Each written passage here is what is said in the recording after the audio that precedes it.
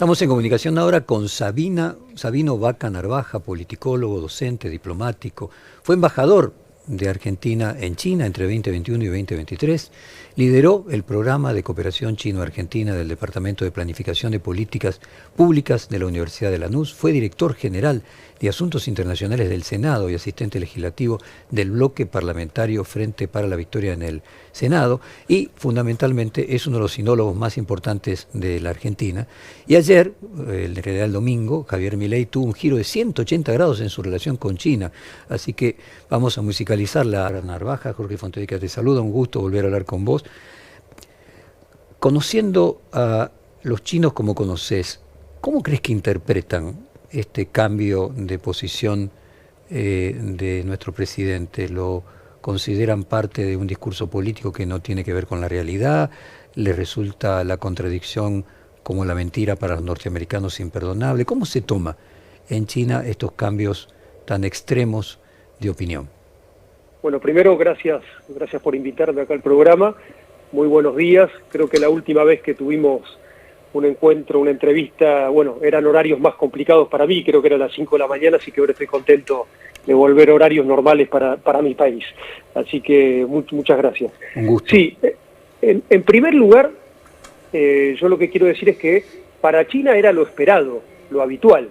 Acuérdense que pasó algo muy parecido con Bolsonaro, que él tenía un discurso en campaña muy crítico hacia China, hacia los BRICS, incluso planteaba que iba a mudar la embajada a Jerusalén, muy parecido a lo que dijo Milei, y bueno, y después lo agarró Itamaraty, la parte institucional de Brasil, y hizo todo lo contrario. Entonces, yo primero celebro este cambio de Milei, porque yo creo que es la normalidad, ¿no? Yo estoy convencido que Argentina, con China, con Asia, en las relaciones internacionales tiene que tener políticas de Estado.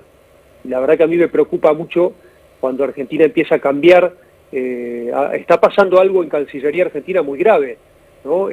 Argentina, que estábamos hace ya 40 años con políticas de Estado con respecto a la postura internacional de Argentina, por ejemplo, en materia ambiental, en materia de derechos humanos, en las posturas con nuestros principales socios comerciales.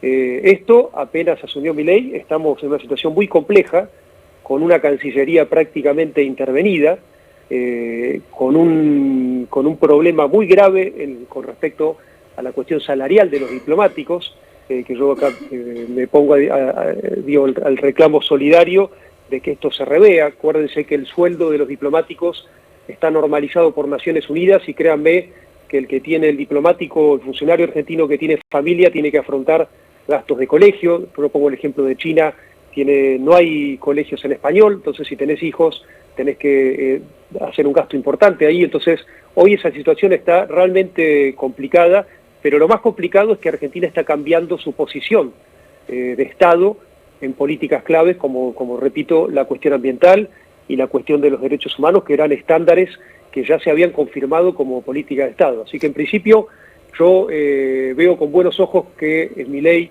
regrese a la normalidad de respetar al segundo socio comercial y profundizar la relación. Yo creo que él lo hace desde un lugar que no tiene otra salida, acuérdense que China, aún con las agresiones, le prorrogó el pago de los 5.000 millones que habíamos usado nosotros de swap como crédito, y además, si uno ve la hoja de ruta que uno dejó con respecto a las principales inversiones a financiar por China con este mecanismo de diálogo estratégico fruto de la Asociación Estratégica Integral, son alrededor de 10 obras con créditos muy baratos llamados concesionales que Milei podría activar. O sea que en términos de financiamiento, en términos de comercio, yo veo con buenos ojos que se haya ordenado o normalizado Milei con respecto a este capítulo, pero me veo con mucha preocupación esto que está pasando en nuestra Cancillería, ¿no? Una Mondino que criticaba a China por los acuerdos oscuros, hacen reuniones afuera sin agenda. Nos enteramos de la última cumbre que tuvo con Wang Yi, donde estuvo Caputo y Karina Milei, nos enteramos por un comunicado de la Embajada China, no de nuestra Cancillería. Entonces la verdad que a mí me preocupa. Hay una intervención a través de Úrsula Bassett, una persona que responde a Karina Milei, que no tiene funciones en la Cancillería.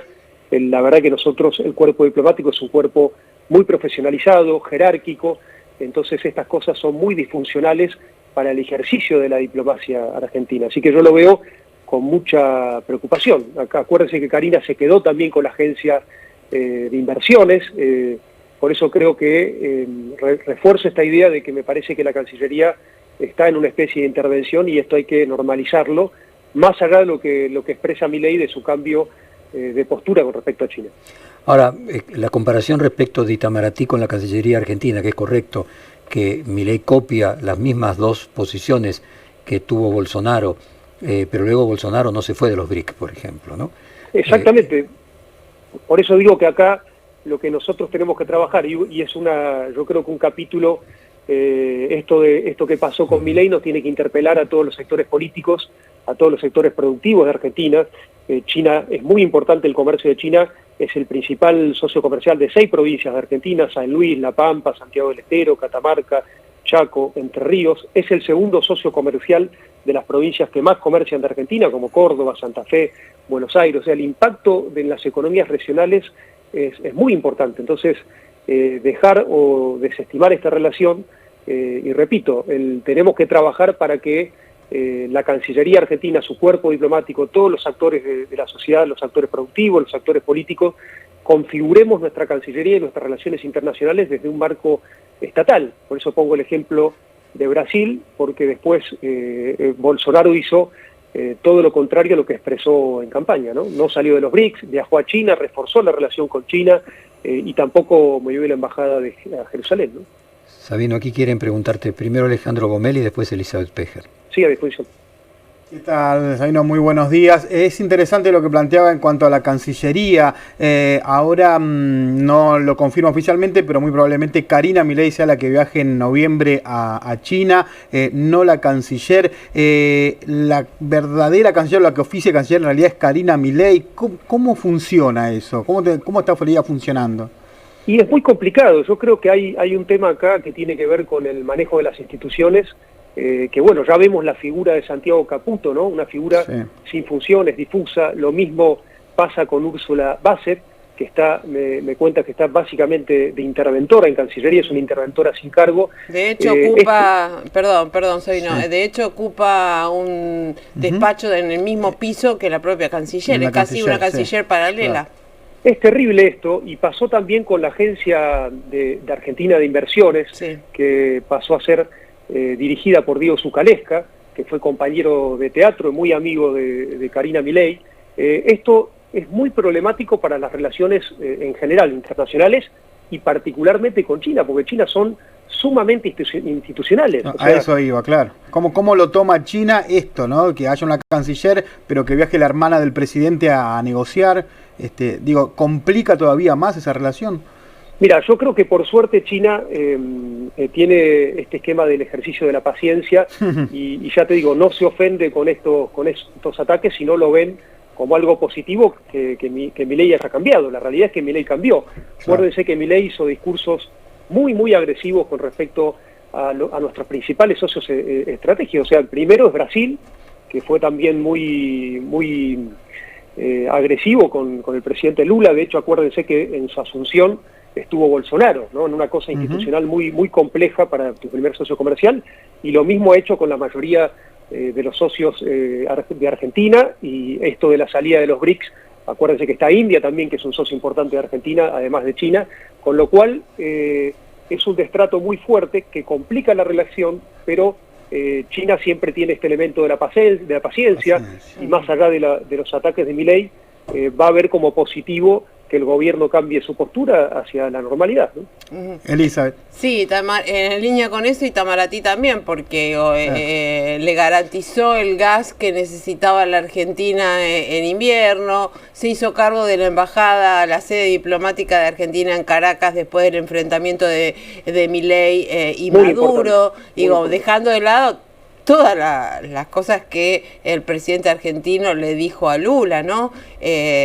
Pero totalmente de acuerdo. Yo creo que, de hecho, mira, yo tengo una postura siempre crítica, me gusta, obviamente lo de Milei es tan distópico que uno no le queda otra que criticar, pero yo creo que también tenemos que reflexionar nosotros. Yo siempre planteo, no sé si te llegó, Jorge, mi último libro, pero espero que te haya llegado. Yo ahí planteo una necesidad de reformar nuestro servicio exterior, no en este sentido que está haciendo Milei, sino de imprimirle un carácter más más comercial, imprimirle un carácter más en temas estratégicos, ¿no? Sí. Ahora estamos en una cuestión donde la inteligencia artificial, donde estas medidas pararancelarias vinculadas al medio ambiente, vincular a la cuestión más productiva a nuestra Cancillería. Sí, el tema de energía también. Exactamente. Como eje. Ahora, Sabino, me interesaba volver a uno de los planteos que vos formulabas y que te generaban inquietud y que tienen que ver con este cambio del paradigma de la línea política en materia de derechos humanos, en materia de la Agenda 2030, y que quedó expuesto en toda su plenitud en el discurso que el presidente formuló en la Asamblea Anual de Naciones Unidas, ¿no? Porque es muy grave porque acá hay bueno, acuérdense que Milei ha dicho que viene a destruir el Estado, sí. Y la verdad que es muy grave porque lo que está pasando ahora es que el ejercicio que hace Milei en los foros internacionales tiene que ver más con sus caprichos y con sus convicciones personales que con una política de Estado. Esto lo pone a la Argentina y a todos los argentinos en una situación de extrema gravedad, porque en vez de promover inversiones, firmar acuerdos, él parece que está más preocupado por ser famoso en el mundo, por tener métricas en las redes sociales, que por diseñar políticas de Estado. Entonces, eso genera un impacto muy fuerte en las relaciones internacionales, y yo creo que nos pone en riesgo, ¿no? Esta cuestión de dejarse guiar por sus temas religiosos. Argentina es famosa por su multiculturalidad, por su la libertad de cultos, entonces es muy complejo las posiciones que toma él de manera personal. Él es el presidente de todos los argentinos, debería conducir a todos y a esta multiplicidad de culturas y de diversidad que tiene Argentina. Sí, sobre todo porque se trata de una agenda en materia de relaciones internacionales que la Argentina no estaba cuestionando, ¿no? La sociedad argentina no se opone a el tema del medio ambiente, hay como un consenso tácito bastante significativo en algunas cuestiones. O peor, sumarse a conflictos que son innecesarios. Sí. Yo siempre, yo me llevo muy bien con Jorge Argüello, coordinábamos mucho cuando él estaba en la embajada representando a Argentina en Estados Unidos, y esto que él dijo muy claro, o sea, nadie les pidió tanto, ¿no? Esta subordinación que hace desde los logos, después comprando aviones usados a Dinamarca. Acá quiero hacer un punto de reflexión interesante. Dinamarca cerró la representación en Argentina porque ha rediseñado sus prioridades, y Argentina mantiene la embajada en Dinamarca. Fíjense, nosotros tenemos 30 embajadas en Europa y 15 en Asia, donde está nuestra complementariedad económica. Ahí es donde tenemos que llevar la dirección de nuestra Cancillería y dejar las cuestiones dogmáticas, y no es necesario pelearse con ninguna potencia. Lo que tenemos que hacer es fijarnos desde el interés de argentino a dónde está nuestro crecimiento y a dónde están nuestros vectores de desarrollo. Sabino, Jorge Fontevecchia nuevamente. Me imagino, conjeturando, no porque tenga información, que dentro de los BRICS China es el primus inter pares, por el tamaño que tiene, lo que significa económicamente a nivel mundial.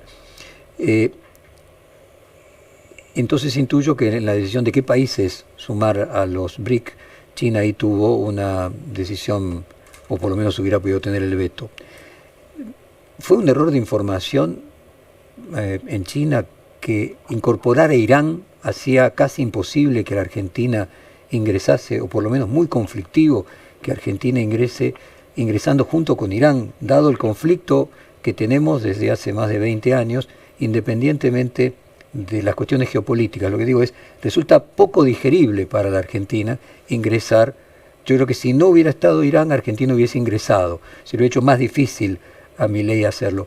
¿Por qué los chinos colocaron a Irán dentro de los países a sumar a los BRIC con el nivel de conflicto que tiene con muchos otros, ¿no? Muy interesante tu pregunta, y yo creo que ese diste en el clavo. Si uno ve antes de estos 6 países que se suman en la cumbre de Johannesburgo en el año 2023, hay un hecho muy importante que yo creo que marca esta decisión, que es este acuerdo de paz donde estuvo China como motor. Acuérdense las reuniones que tiene Wang Yi, entre Arabia Saudita e Irán. Es un acuerdo muy importante, y acá yo creo que si uno ve las últimas posiciones de China en el escenario internacional, está teniendo, como digo yo, un carácter muy responsable. O sea, es un país que se ha dedicado a desescalar conflictos más que promoverlos, y yo creo que tiene que ver con ese carácter de responsabilidad Después, por supuesto, se complicó mucho la región, pero en ese momento, acuérdense que China había promovido este acuerdo, y yo creo que uno de los puntos de este acuerdo tiene que ver con el tema hidrocarburístico. Acuérdense que al sumar esa región a Irán, Arabia Saudita, se sumó en esos primeros 6 miembros que se amplían, también Emiratos Árabes, o sea, aparecen países con un potencial en el tema de hidrocarburos enorme, y fíjense el dato después de que se incorporan estos 6 países, ¿qué pasa con Arabia Saudita? Rompe el famoso acuerdo llamado petrodólares de los años 70, y acá viene lo que digo yo, que los BRICS pasan a ser un espacio geopolítico determinante en el cual ya hay 60 países esperando incorporarse, entre ellos un dato que a mí me llamó mucho la atención, está México. Acuérdense que México, su esquema económico está más en el NAFTA, o sea, con Estados Unidos y con Canadá, que con China. Sin embargo, ha pedido también ingresar en los BRICS. O sea, acá hay una cuestión donde los emergentes, y esta discusión que acaban de los BRICS también de señalar del cambio de uso de la moneda de los propios países para el intercambio comercial, o sea, se están dando algunos cambios de paradigmas importantes. No, entiendo, lo que me parece es que la mala suerte, si querés, es en ese momento no estaba este conflicto, claro, ¿no? Es lo que yo quiero destacar. Exactamente. Acuérdense que ellos habían mediado con Arabia Saudita e Irán en un acuerdo histórico de paz. Después también tuvieron un rol muy activo promoviendo la paz con respecto al conflicto de Ucrania. Acuérdense que China nunca reconoce la anexión de Crimea de Rusia y siempre tiene una postura muy fuerte parecida a la Argentina, porque China tiene el mismo principio de reclamo de integridad territorial que tiene Argentina con nuestras Islas Malvinas. Y acá quiero hacer otro hincapié con respecto a esta cuestión de desarticular políticas de largo plazo de nuestra Cancillería, que no ha incorporado en la cumbre de Mercosur, porque no fue Milei, pero sí fue Mondino, y no puso en la agenda nuestra Cancillería el tema de Malvinas, y acaba de hacer un acuerdo que fue incluso muy cuestionado en términos muy duros por la vicepresidenta, la actual vicepresidenta, con lo cual yo quiero remarcar estas cuestiones que Argentina se está corriendo en materia internacional de un capital que habíamos logrado como los argentinos de mantener políticas de Estado con respecto a nuestras relaciones exteriores. Sabino, muchísimas gracias, y te vamos a despedir en lugar de la canción de David Bowie sobre China con 2 situaciones, por momentos quizás casi graciosas si fueran para otros, que es Milei diciendo que ahora China es fantástica y antes diciendo que eran asesinos. Nos mantenemos en contacto, fue un placer volver a hablar con vos y lo vamos a hacer de aquí a poco de manera personal. Muchísimas gracias, Sabino. Muchas gracias, Jorge, a disposición, y saludos ahí a todos los oyentes. Vamos a hablar con el ex embajador argentino en China.